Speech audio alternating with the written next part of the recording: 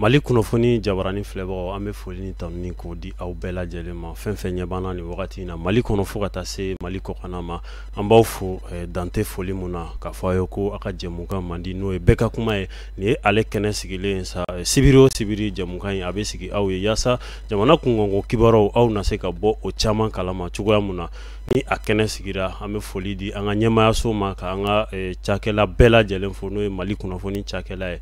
bi a balimakɛ Sheikh Umar Sidibe ale de bɛ kɛnɛ in ka a ɲɛnamaya ale bɛ ka ɲɛnamaya bisa an ka maa welelen o tɛ maa dogolen ye ni o ye Fatumata Ma Cham ye Fatumata Ma Cham a ka wulikajɔ o bonyara an ka jamana kɔnɔ kosɛbɛ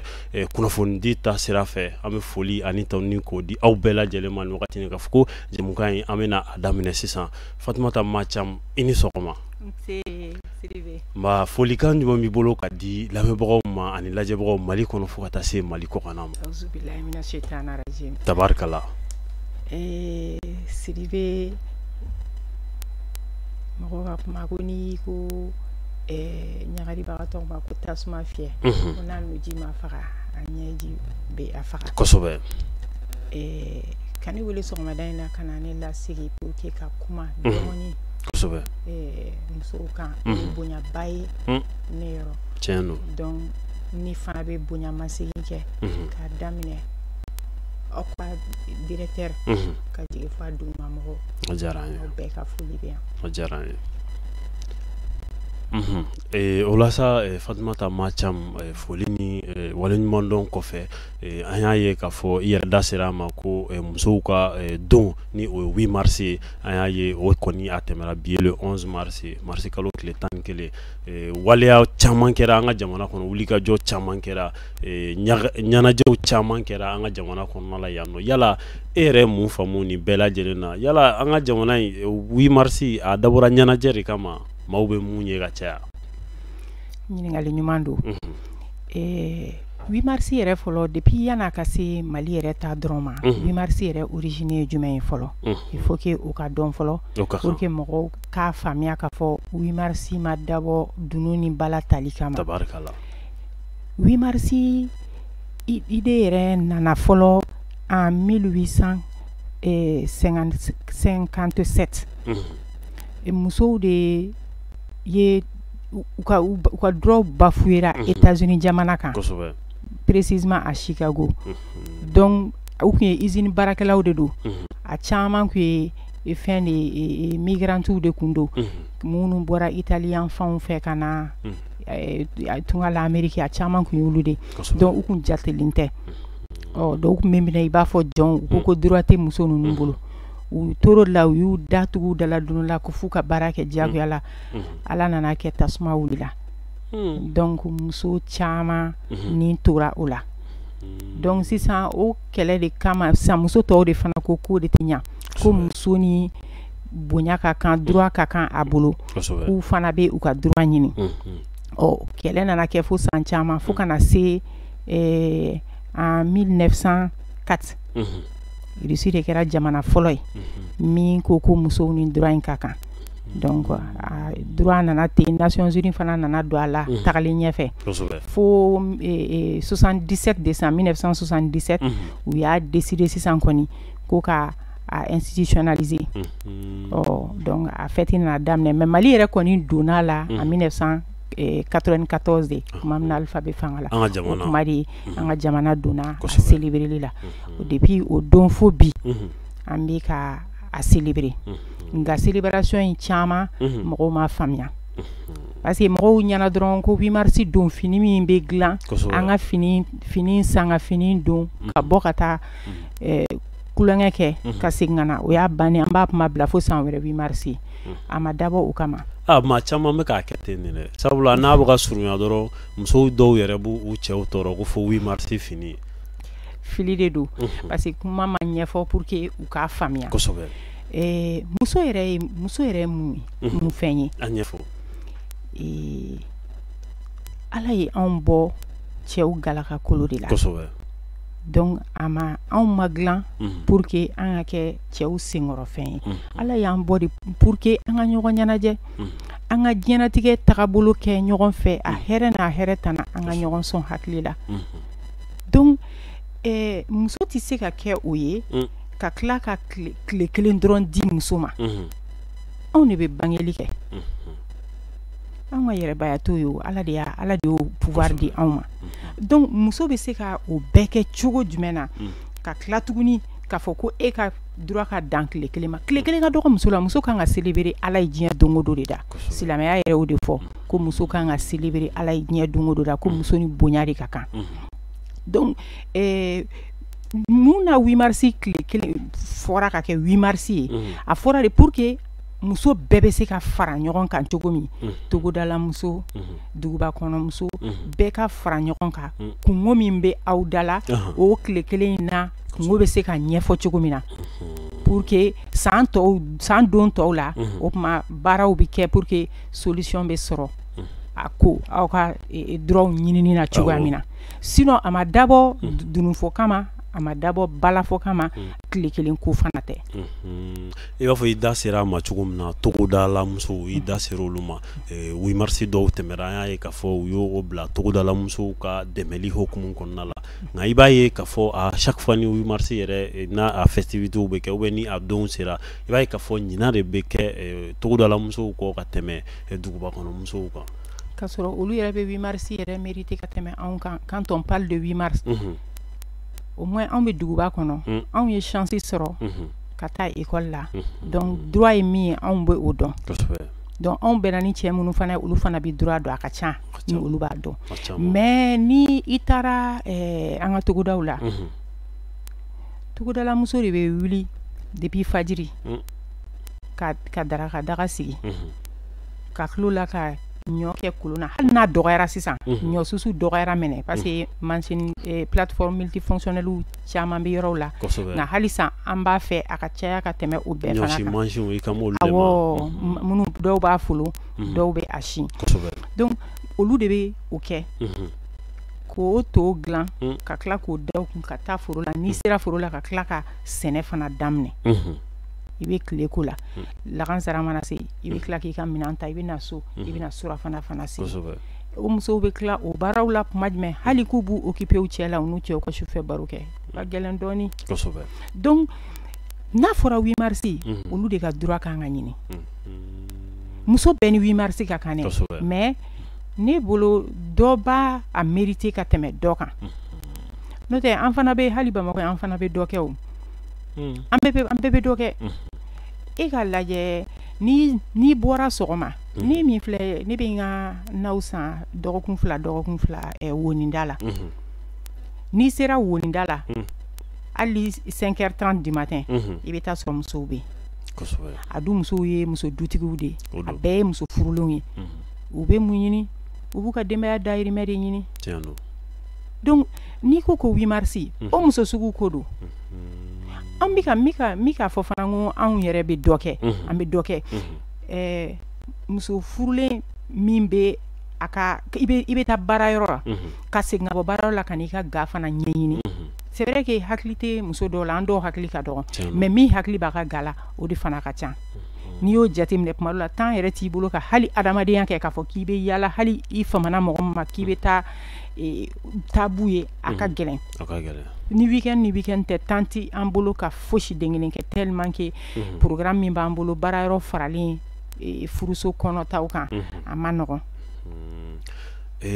Fatumata Ma Kamara yala ko i da don togodala musow ta la an bɛ don min na i ko bi Bamakɔ yan fana muso cɛsirilenw caman bɛ yan nɔ minnu sɛgɛnnen don nka i b'a ye k'a fɔ muso minnu fana ni u bɛ taa baara la du kɔnɔnaw la sɛgɛn fana b'olu kan yala olu fana tɛ musow fɛ wa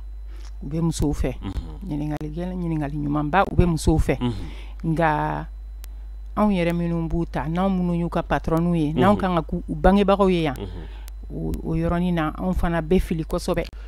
i ka kuma latigɛ tɛ dɔw yɛrɛ bɛ yen i b'a sɔrɔ olu yɛrɛ ka wulikajɔ bɛɛ bɛnnen don musow ka défense ma mais n'i taara u yɛrɛ ka du kɔnɔ i b'a ye k'a fɔ baarakɛla mun b'u bolo o yɛrɛ tɔɲɔlen don yala o bɛ se ka expliquer cogo di a ka gɛlɛn il faut que association dɔw fana sigilen don sisan pour que ka to ka kuma musow fɛ ka ni an denmuso ni an balimamuso minnu bɛ na wari ɲini na kɔɲɔmina ɲini na pour que k'u fana ka droit défend a dɔw bɛ yen nɔ n'u wulila fajiri olu de b'an ka so fɛn bɛɛ kɛ a ka ca musow la muso minnu tɛ baara yɛrɛ la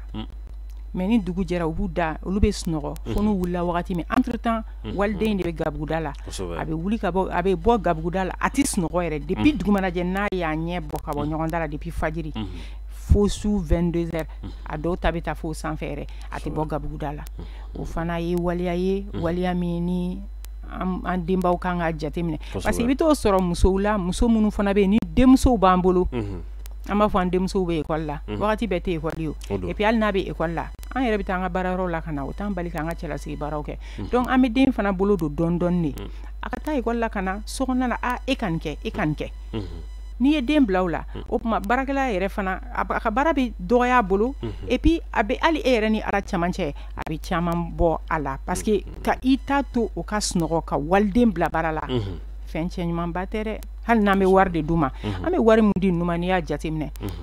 baarakɛlaw sara 7,000 ye joli ye tile kɔnɔ o ye 100 de est ce que ninnu bɛ baara min kɛ anw ye tile kɔnɔ 100 kun man dɔgɔ a la c'est vrai que nɔgɔba mun bɛ ton tiɲɛ yɛrɛ la a ka ca a bɛ dukɔnɔmɔgɔ bɛɛ ka ci kɛ hali denmisɛnnin fitininw b'o ka ci kɛ donc il faut que an k'o yɔrɔ jateminɛ ka dɔn k'a fɔ walidenw don c'est vrai que wari tɛ jamana kɔnɔ nka ni i ye mɔgɔ ta situation dɔ la an fana k'a dɔn k'a fɔ an ka baara nɔgɔya bolo an fana ka dɔ kɛ an ka mɔgɔw bila ka dɔ kɛ pour que walidenw fana bɛ se ka lafiya cogoya min na tabarikala an bɛ hakililajigin kɛ k'a fɔ ko Fatumata Ma Thiam ale de bɛ an bolokɔrɔ bi ka kuma 8 mars kan n'o ye musow tɔgɔla donba y'a fɔ don min ma ko journée internationale des droits des femmes o don yaasa ka se ka kuma o kan kosɛbɛ sabula an ka jamana kɔnɔ faamuyalibaliya caman bɛ yen nɔ maaw kan ka bɔ mun kalama Fatumata Ma Thiam i b'a ye k'a fɔ duguba kɔnɔna la yan nɔ 8 mars kɔni a fêtera président yɛrɛ tagara a fêter ni musow ye an bɛ a balo dolanci yɔrɔ min wele ko Omnisport a kɛra yen nɔ a kɔni ye musow wele yala i ye festivité fana caman ye Mali kɔnɔna la yan nɔ hali ni Mali kɔkan la maliyɛn minnu bɛ kɔkan olu caman fana y'a kɛ yala e bɛ se ka mun faamuya a ko bɛɛ lajɛlen na i bɛ se ka mun fɔ i b'a dɔn ni 8 mars in kɛra 8 mars c'est un 8 mars particulier si je peux me permettre ainsi Mouna ni ka stade Omnisport fallait musow la tan o man ca dɛ ne kɔni ma ye 8 mars la an bɛ deli ka 8 mars kɛ mais ne ma deli k'a ye an taara 8 mars kɛ sadi 26 mars la an tun bɛ 8 mars kɛ stade Omnisport la ne de b'a ye an tun bɛ 8 mars kɛ fɛn de la palais de la culture an b'a kɛ CICB la u nana fɔ ko yen ka dɔgɔn k'an ka taa palais de la culture la de tout le temps an bɛ 8 mars kɛ yen nɔ de san tɛmɛnen salon yɛrɛ an ye 8 mars kɛ boulevard kan yan nɔ mais ɲinan ko ka taa 8 mars kɛ 26 mars la ko parce que ko mɔgɔ bɔta ka ca effectivement musow bɔra ne yɛrɛ k'a ye musow bɛɛ ka jɛ kelen ma ne y'a ye ni 8 mars na parce que réunion préliminaire kɛra réunion caman kɛ des réunions préparatoires musow bɔra fan bɛɛ lajɛlen fɛ ka réunion ninnu kɛ wa depuis président fana transition sigira nin fana y'a siɲɛ fɔlɔ ye musow ka kungo la président ka bɔ ka taa musow rencontrer tantɔn ka bɔ ka taa musow rencontrer face à face yɛrɛ la musow yɛrɛ caman f'u b'a fɔ an ka président ye a fɔlɔ ye bi ni parce que ne yɛrɛ tun bɛ 8 mars kɛyɔrɔ la donc musow bɔra kosɛbɛ kosɛbɛ et particularité wɛrɛ min fɛnɛ kɛra ɲinan ta la c'est que défilé kɔrɔlen défilé kelen-kelenninw bɛ kɛ mais ɲinan défilé kɛra de corporation bɛɛ défilé la min kɛra défilé la ka ca ni 1 heure de temps ye corporation bɛɛ défilé la k'a daminɛ civilu la ministèrew bɛɛ fêtières associations ninnu bɛɛ qui sont au sein des fêtières de femmes de défense des femmes olu bɛɛ bɔra ka tila tuguni muso an ka muso finitigilakaw kɔɔri bɛɛ an y'olu caman ye olu bɛɛ bɔra ka défilé kɛ hali à l'intérieur hali yɔrɔ minnu na n'u b'a fɔ n'an bɛɛ bɛnnen don a ka fɔ ko lakana sabati sabatilenba tɛ i n'a fɔ Tombouctou n'a ɲɔgɔnnaw région kɔnɔna ninnu na u ye défilé kɛ musow bɔra u ye fête kɛ 8 mars kɛ a yɔrɔw bɛɛ la donc o kɛra particularité ba ye ne bolo ɲinanta la n ye fɛn dɔ yɛrɛ kala Bankas olu tun bɛ deli ka 8 mars kɛ mais u ko ɲina u bɛna 8 mars préparer tuma min na yɔrɔ o yɔrɔ tɛ yɔrɔ sabatilenba ye donc faamaw ko musow ma u ka 8 mars don to yen nɔ ni ma fili u ka 8 mars ni bi tɛ sini ne don u fana kan k'u ka 8 mars kɛ u ka yɔrɔ la ça veut dire que musow engagélen don kosɛbɛ 8 mars ko in na mais peut-être o fana engagement bɛ sɔrɔ thème min taara komi thème min bɛ bɛn ne kan an yɛrɛ bɛ yɔrɔ min na sisan nɔ e ko mɔgɔ yɛrɛ bɛ Mali la ni mɔgɔ min tɛ fɛ Mali ka segin ka k'a kɔrɔlen bilen bɛɛ sɛgɛnna o donc musow wulilen don a dun bɛn tɛ se ka ɲɛnabɔ musow kɔ donc musow y'a jateminɛ f'u k'u impliqué de minnu taara école la o minnu ma taa école la muso mana kɛ yɔrɔ o yɔrɔ bɛɛ k'i impliqué à son niveau n'o kɛra ko a ka ca Ala fɛ an bɛ se ka an ka souveraineté retrouver. Fatumata Macham Kone i bɔra ka i da don musow ka particularité ko la sabula musow kɔni fɛn caman n'i ko ko ka ɲɛnabɔ fo musow mais n'i y'a jateminɛ i b'a ye ka fɔ an ka jamana kɔnɔ ni ko min wulila dɔrɔn musow bɛ ta ka t'u bila o ko cɛma n'o o banna a mana s'a nafa sɔrɔ yɔrɔ ma ɲina a bɛ kɛ musow kɔ yala kuma tɛ se ka kɛ ninnu dɔw la 8 mars ninnu hokumu kɔnɔna la an ka jamana kɔnɔ yan 8 mars sigikun ye o inégalité n'a ɲɔgɔnnaw de ye quoi parce que mɔgɔw m'a faamuya i b'a dɔn Mali kɔnɔ n'i ko k'i bɛ kuma musow ka droit ko la dɔrɔn u b'a fɔ ko musɔrɔbatigiw wulila peut-être que bɛɛ ka faamuyali tɛ kelen i bɛ taa sɔrɔ hali muso minnu b'a kɛlɛ kɛ bɛɛ bɛ na ni i kɔnɔnata de mais kɛlɛ yɛrɛ origine taara yɔrɔ min na a ma dabɔ pour que ka musow ka a yira k'u ni cɛw ye kelen Ala de y'o kɛ o muso ni cɛ tɛ se ka kɛ kelen fo ka diɲɛ wuli muso bɛ cɛ duguma de fo ka diɲɛ wuli mais an ye droit min réclamer o ye de muso ni cɛ n'aw ye kalan kelen kɛ ou bien ni niveau kelen b'aw la ni aw kan ka baara kelen kɛ aw bɛɛ ka traiter sur le même pied d'égalité sara ka kɛ kelen ye à poste égal à salaire égal donc i ye min fɔ sisan nɔ anw ka fɛn bɛɛ kɛ anw ka fɛn bɛɛ daminɛ ka baara bɛɛ kɛ n'a sera tɔnɔdonyɔrɔ ma ka musow bɔ a la olu ye waleya ye ni musow fana ko k'o de tɛ bɛn ani jɔyɔrɔ ko la u bɛ a fɔ sisan nɔ e ni ne bɛ nin baara yɔrɔ studio téléso in na u b'a fɔ ayi ni question politique don an ka Sidibe bila la parce que ale ye cɛ ye mais ni fɛn don sisan ni artiste dɔ de bɛ interview an ka Mathiam bila la et pourtant Sidibe bɛ se ka kɛ cogo min na ka débat animer cogo min na fɛn politiquement ne fana bɛ se ka animer o cogo kelen na mais c'est parce que Sidibe ye cɛ ye ne ye muso ye ne bɛ marginaliser an ko an tɛ sɔn o de ma o de ka dabila mais o kɔrɔ tɛ k'a fɔ k'an bɛ k'an kunkolo kɛɲɛ aw kunkolo ma an kunkolo tɛ se k'aw sɔrɔ fo ka taa diɲɛ wuli mais an bɛ fɛ ka fɛn de fɔ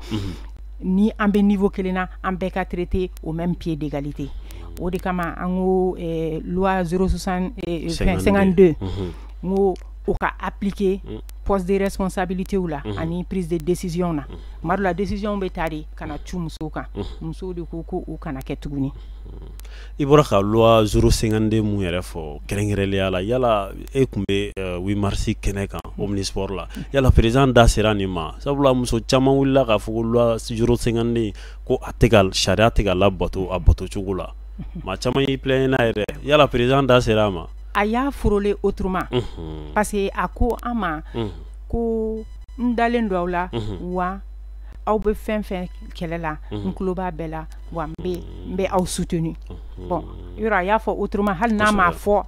en termes de loi 052 a y'a fɔ de sorte que a bi an ka kɛlɛ la a bɛ an kɔ parce que ale b'a dɔn ni musow mobilisera a bɛ se ka impact min b'a la jamana kɔnɔ donc a y'o de yira an na kosɛbɛ i bɔra ka mobilisation mun yɛrɛ fɔ a y'o fɔ kosɛbɛ ka fɔ ko musow ka transition ka wulikajɔ sabati yaasa yɛlɛmaba minnu ni o kan ka kɛ réforme ba minnu ni olu kan ka kɛ yaasa musow ka dɛmɛ bɛ se ka sabati cogo min na a kɔnɔna la yala e ye mun faamuya o fana na yala muso marginaliser le no am dominer ko bi sabula muso chama ya yira nga président kala ka fotu muso ko mobiliser auprès de la transition yala ni fen flab tan ñoy mina o fora comme ni ya jatimne mali population na on ka chani 20 millions wa o 20 millions mi nambo sanfé on doron ka chani e fin keme sarala bidru ni kele on muso be o de la. Donc, au 51% de la population, normalement, ni fembeke, ni anincheo, ni an macha anincheo yi, anincheo kan ake niveau klena, mais an manga jigincheo jigoro. Donc, au de la, comme en beau de kele la, au de la aya fanyana tan, kalifana engagé l'indu en kofe. Kosobe yala 8 mars hakili bala duna na tawla abna bo festivité doron konna la anga jamana konna la yamma sabula angon me munye o folklore o nyana jew dunu ni bala kon beta me ka fuko sigi bawbe ke bamanan ka nyefoli ke muso ye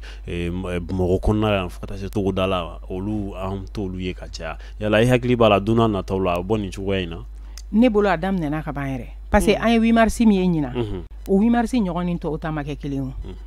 korole ame delika foli ke la baw ni fen yi amo ye nyina 8 mars law amulu ye kosobe amulu ye donc anye muso ka barakelen de nere fourno sugu do 8 mars ke la ne ma delika ñogona yo muso ye fourno glan yu glan katanai muso sugu chama mbe muso menuisier menuisier bois ni menuisier métallique ani muso sojolaw muso sugu chama u bep mbe no pour que ka yira ko chew be se ka baraminke ku fena be se ka anyogona ke donc o chama mbe donc il faut que o de ka vulgariser kosobe aka famia ka fo ko dununi balainte nina o damnena san na tawla ni ko tora chugala moi je pense que a bi changer kosobe côté ke ni muso te côté nyanabo ni muso te anga jamana kona o be delika fo ka cha yere yala ere bulo ame domine ko bi transition avec danku jumana bi atanya kaya aw muso bulo komi uma ko be accompagnement la demain uma ko be demena muso doronte ambedi ka fara nyogon kan aka ke faso ko yi akana ke mposhi kono na kui intérêt ko o ka boala quoi parce que o de jamana en sigin ko fe hali dobe ibata ka bla posu dola nana abi nyina kan nana ana madon ni kama kosobe o abi ali haglibeto ayere de la donc nanya bola katana yi faso glanin kula abse ka nyaw bulu nga ere bolo yala muso te u yere fana marginaliser sabula ni afora ko politique yere neombe ube ni afora ko laje bawbe no muso chamo me no munu mu se nkuru ka fo ni chewo ko ko yala est ce que muso yere no dotu u yere ka kola bon o muso dawbe no komi couragité muso be fana la bon minu mana courage soronya finyana chugumna abi foko musoro batigu bon o musoro batigu abi joyi ka fen chama kan hali ka furuko abi joya kan iye muso fen fenye ka fo ka kera femme leader e malla kama difficulté sura ka fo e kono amanchane mumena noy iba do ni question do be ni da serulu madron mo bisna ka ike fen sugu be iti abe foko muso da manga do ni kuma sugu la fen bela bon mo be culture do fen do la alors que ambe yoro mina bi na me fe anga tanye fanga sumuni bishi ka nembo kosobe tant que ma bishi jolite suma nenkan abada donc il faut que muso ka bla nyefe ka ayira ka fo uye muso wudi droit wula kosobe wa uni o che o beka kan o droit keluna donc transition bilama makobe mina makobe mali de mbere la tiano nte politique la nous sommes côté politique moy mais pour que jamana imbe yorom na sisa anga bo problème dola fambe de kadje anga tege di nyogoma pour que am se katanye muso demsenu chew ambe de ka fara nyogonka ere Fatmata ma cham kone iga wulika joka bon nyogon demeta fam fa kosoba fo fem man nazara kana ko humanitaire yala munyi bla o wulika jonuna tabula o mawga dogone musukunda ame chew gon chamaye wulika joke maw demelila dogola nga fana ibo o nyogona ke munyi iblawla ni tiɲɛ dɔ bɛ yen tiɲɛ min a tɛ taga ni ka segin t'a la o ye de ko adamaden an ka ɲa ɲɔgɔn ma wa mɔgɔ ɲuman n'i y'a kɛ i t'a kɛ mɔgɔ ye i bɛ ɲuman kɛ i yɛrɛ de peut-être que i bɛ ɲuman min kɛ i b'a kɛ ka dɔn nisɔndiya mais en réalité i b'a kɛ i yɛrɛ de mɔgɔ mana ɲa i bɛ ɲa i yɛrɛ ye humanitaire min filɛ nin ye ne ma forcer ni ne donna la ne ma forcer fɛnw nana naturellement ne kun bɛ kunnafoni di so la n'a tun bɛ fɔ a ma ko l'indépendant donc ɲinan ye n san 4 ye sisan n bɔra yen n bɛ caisse malienne de sécurité sociale la en 2007 ni Jose de tora baro la don dɔ la dɔrɔn Jose Traoré reportage dɔ senfɛ ale de sina ka fɔ a ye histoire dɔ fɔ k'a ye dɔ ka histoire fɔ ko den dɔ wolola filanin 2 ko bec de lièvre bɛ kelen na ka tila k'a ɲɛ f'i ye a ye ne touché kojugu kuma yɛrɛ fɔtɔ fo ne kasira ne ko mais n ko ne bɛ fɛ ka den ye a ko ko n'an bɔra yan nɔ k'an bɛ taa k'an b'u lajɛ u bɔra village de la ka na ala y'a kɛ an taara ne ye den lajɛ ne ko n ko warimisɛnnin min tun bɛ ne bolo ne y'a d'u ma ne k'u ma n ko mais n ko est ce que n ko n'an y'a sɛbɛn n'a bɛ se ka kɛ n k'an bɛ dɛmɛ sɔrɔ Jose ko ko komi ne bɛ journal min na o lakɔdɔnnen don kosɛbɛ ko n bɛ se k'o fana essayer donc ne ye information bɛɛ ta ne nana à l'époque an ka rédacteur en chef tun ye ala ma hinɛ la Yaya Sidibe ne nana dɔrɔn ne y'a ɲɛfɔ ɲɛna n ko ne ye den dɔ ye a ka situation min ta a bɛ tan ne kɔni y'a photo ta ka n bɛ fɛ an ka fɛn dɔ k'a kan an ka bɔ journal la ka dɛmɛ ɲini a ye a ko ko ne ka sɛbɛn kɛ donc ne y'a sɛbɛn a bɔra ala y'a kɛ article bɔra dɔrɔn téléphone tun tɛ mɔgɔ ninnu bolo parce que wagati téléphone tun tɛ bɛɛ bolo ne ye yɛrɛ ka numéro de téléphone k'a la dugu jɛra dɔrɔn muso dɔ ye ne wele k'ale tɔgɔ madame Samaseku ko lɔbɔ de ko k'a k'an wele ko u bɛ fɛ ka den in furakɛ ne ko den n'u dalen bɛ Luxembourg la ko ne bɛ se ka bila u ɲɛ ka taa yɔrɔ yɔrɔ la ne ko awɔ donc u nana ne ta baarayɔrɔ la an taara ne y'u yira u la u ye den furakɛ mais ɲɛ kɔni ma yɛlɛ mais komi da in ne kun fɛnna bec de lièvre de tun b'a la donc u ye a fari yɔrɔnin dɔ tigɛ k'o kɛ ka da in dilan o kɔni furakɛra o cogo la donc o furakɛlen o cogo la sisan ne ko ko donc ni nin bɛ se ka dɛmɛ dɔ lase mɔgɔ ma pourquoi ne tɛ to ka o kɛ donc ne ye Jose wele o la ne ko a ma n ko ne kɔrɔkɛ n'a y'a sɔrɔ n'i bɛ to ka mɔgɔw sɔrɔ tan i bɛ se k'u lase ma an bɛ to ka fɛn sɛbɛn a kan c'était sans arrière pensée donc ne donna la ten ne bɛ sɛbɛnni kɛ ni Jose ye mɔgɔ minnu mana taa fɛ yen ale b'u ta a ka radio la mais faire toi la à l'époque n'ale y'u ta a b'u bila ka taa ne fɛ yen jama yɛrɛ tun ka ca ale ma ale tun tɛ se ka bɛɛ ta radio la a tun b'u bila ka taa ne fɛ yen ne bɛ u ka article kɛ fo a nana kɛ sa ne yɛrɛ dɔnna parce que a caman tun bɛ yen u bɛ bɔ burusiw de kɔnɔ ka na téléphone t'u bolo ne bɛ n ka numéro k'a jukɔrɔ mɔgɔw bɛ ne de wele directement ne ye mɔgɔ baden dɔn malien baden dɔn extérieur la tan ni Mali yɛrɛ kɔnɔ ne ye mɔgɔ baden ne ni mɔgɔ baden ye ɲɔgɔn dɔn ni rubrique in de nɔfɛ ne tun bɛ rubrique in wele ko SOS au domini donc ni min nana n'an ye article kɛ o kan ka fɛn bila a ka ca a tigi bɛ dɛmɛ sɔrɔ dɛmɛ ninnu caman dɔw bɛ taa furakɛ fo kana to la mɔgɔ 2 kelen tun ye musomanin ye ale wolola ala y'a kɛ a wolola k'a sɔrɔ banakɔtaga yɔrɔ t'a la donc Gabriel Touré mɔgɔ a wolola Manden yanfan in de fɛ fɛn Gabriel Touré mɔgɔw ye pɔsinin dɔ de bɔ kɛrɛ la donc ba bɛ mananin siri o la donc ni banakɔtaga nana dɔrɔn a bɛ bɔ u kɛra ɲuguntɔfɛn quoi bɛɛ bɛ mɔgɔ si tɛ sɔn ka gɛrɛ u la donc olu ye ne ko mɛn u nana ne ɲini muso tun bɛ bɔ a sen de la sɛbɛnni kɔrɔ ka tagama ka na indépendant la ACI kɔnɔ hali passé t'a bolo n'a nana ni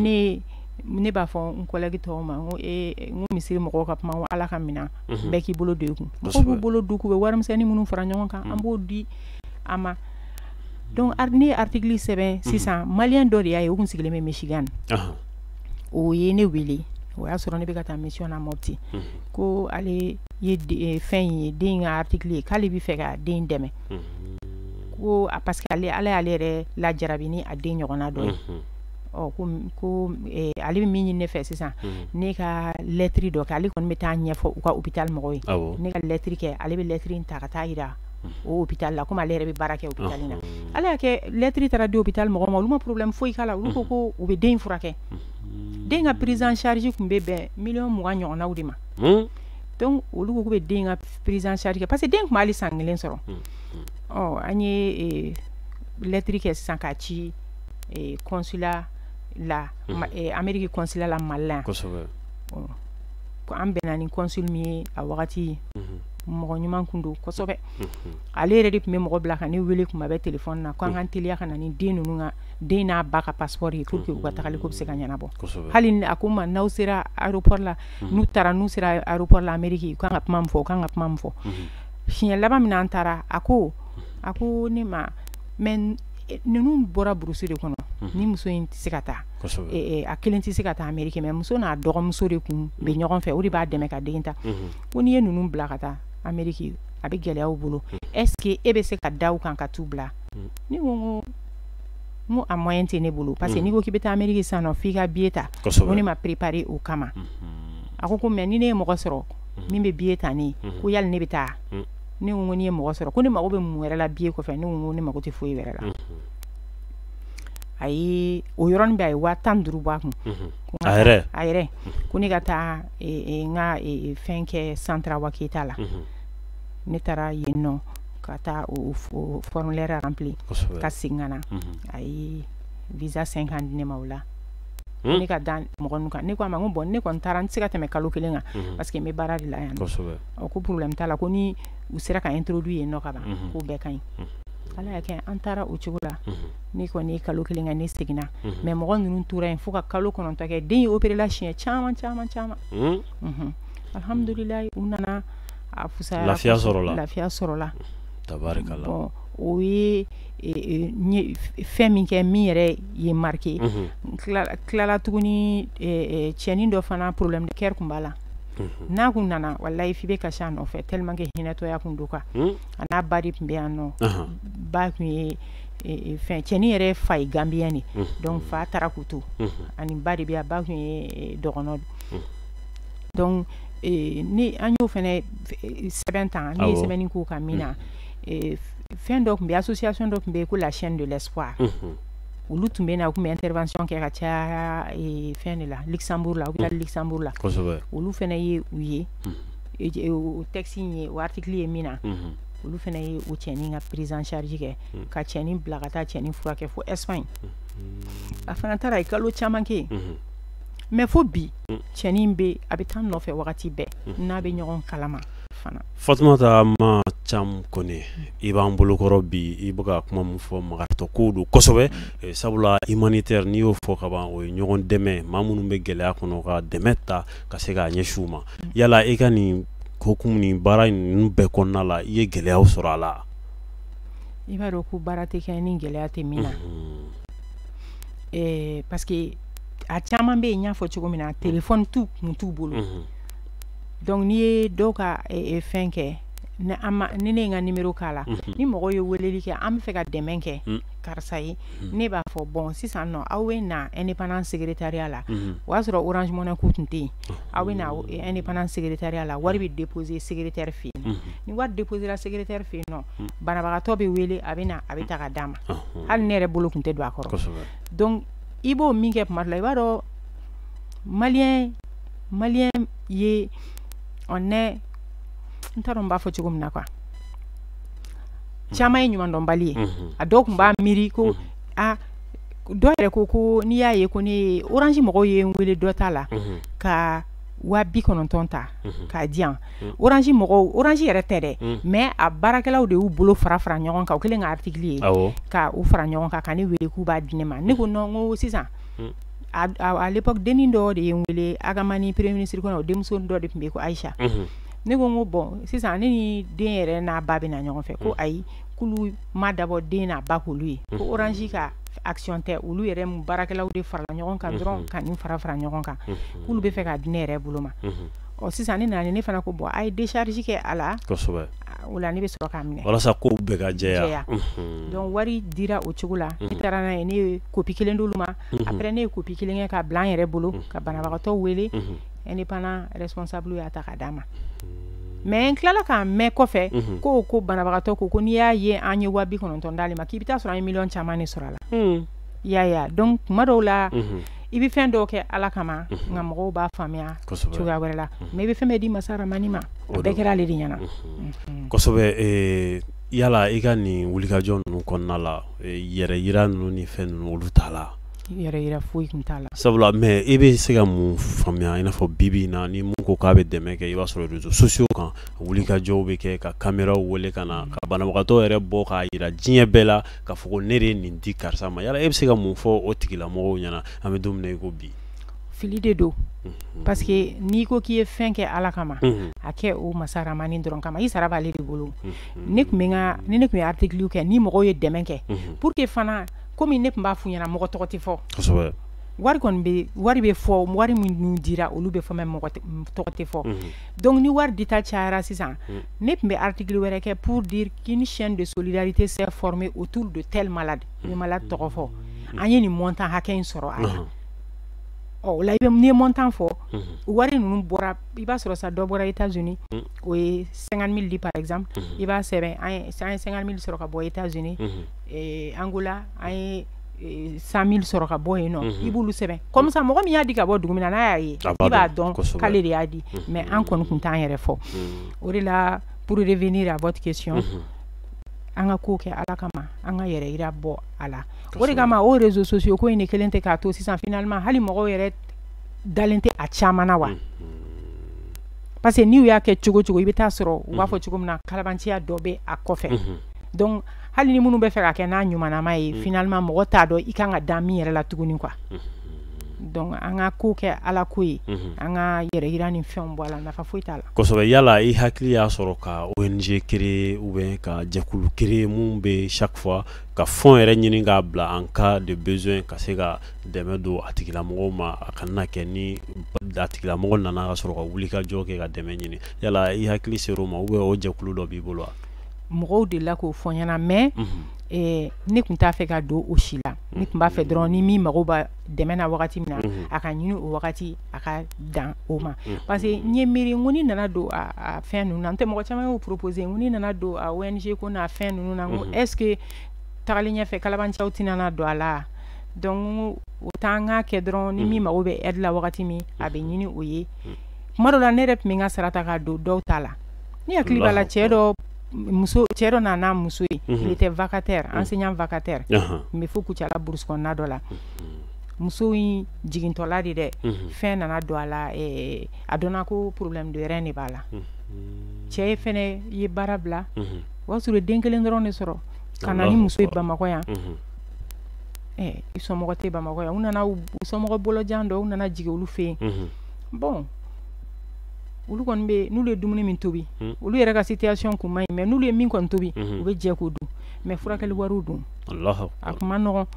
donc ne sera ka dɛmɛ n y'a yira mɔgɔw la mɔgɔw bɛ se k'a dɛmɛ cogo min na ka fɔ k'a se